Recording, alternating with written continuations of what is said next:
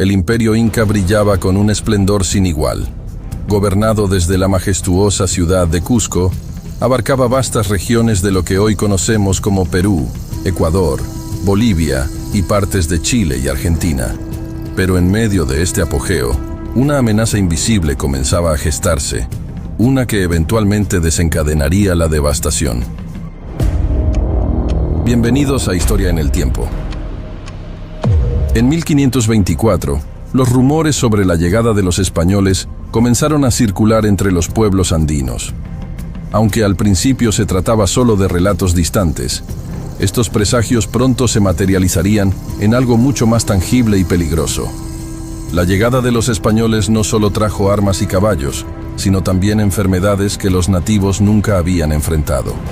Cuando los exploradores españoles, encabezados por Francisco Pizarro, hicieron su primer contacto con el continente sudamericano, trajeron consigo un enemigo invisible, la viruela. Esta enfermedad, desconocida para los incas, comenzó a propagarse rápidamente, causando estragos en poblaciones enteras. La viruela no solo devastó la salud de las personas, sino que también socavó la estructura social y política del imperio. En 1525, la viruela hizo su entrada triunfal en el imperio inca.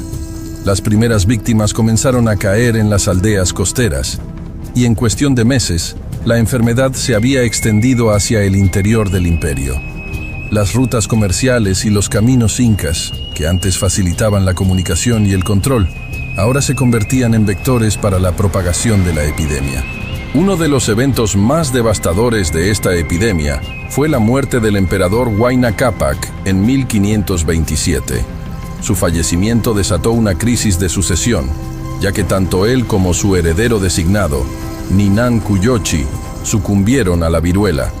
Esta tragedia dejó al imperio sin liderazgo claro y sembró las semillas de un conflicto interno. Tras la muerte de Huayna Cápac, se desató una guerra civil entre sus hijos, Atahualpa y Huáscar.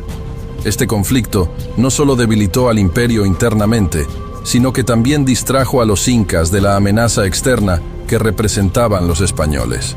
La epidemia de viruela continuó su curso, diezmando ejércitos y poblaciones civiles por igual. A medida que la enfermedad avanzaba, las ciudades incas se sumieron en el caos. Los mercados quedaron desiertos, los cultivos sin cosechar y los sistemas de riego abandonados. La infraestructura que había sostenido al imperio durante siglos comenzó a colapsar. El miedo y la desesperación se apoderaron de la gente, y la cohesión social empezó a desmoronarse.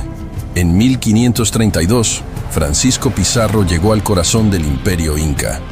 Aprovechando la guerra civil y la debilidad causada por la epidemia, Pizarro y su reducido contingente de hombres lograron capturar a Atahualpa en la famosa batalla de Cajamarca. Este evento marcó el principio del fin para el gran imperio.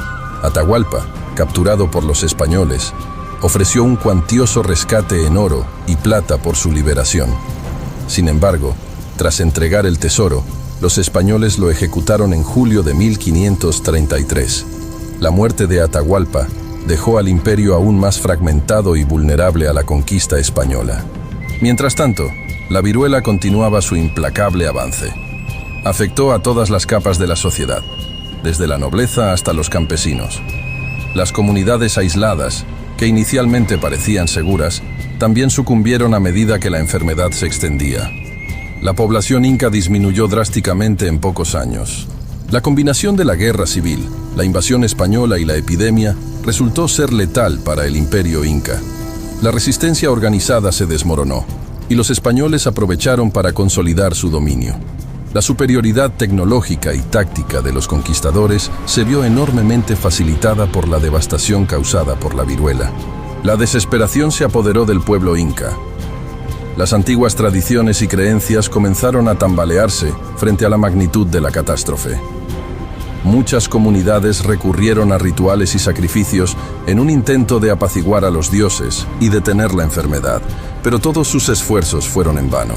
El impacto de la epidemia fue tan devastador que alteró para siempre la estructura social y cultural del imperio. Las aldeas quedaron abandonadas y muchos conocimientos ancestrales se perdieron.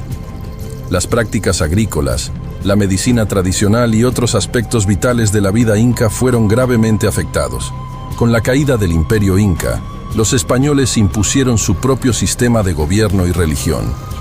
La viruela y otras enfermedades siguieron causando estragos durante décadas, afectando a la población indígena en las nuevas colonias.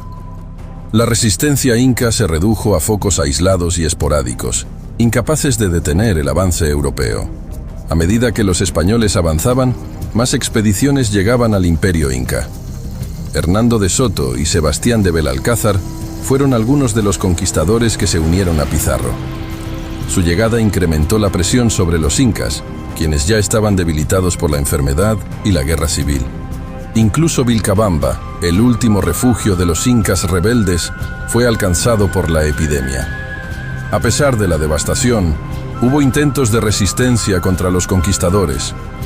Manco Inca, uno de los líderes incas, encabezó una rebelión en 1536, estableciendo una resistencia en Vilcabamba.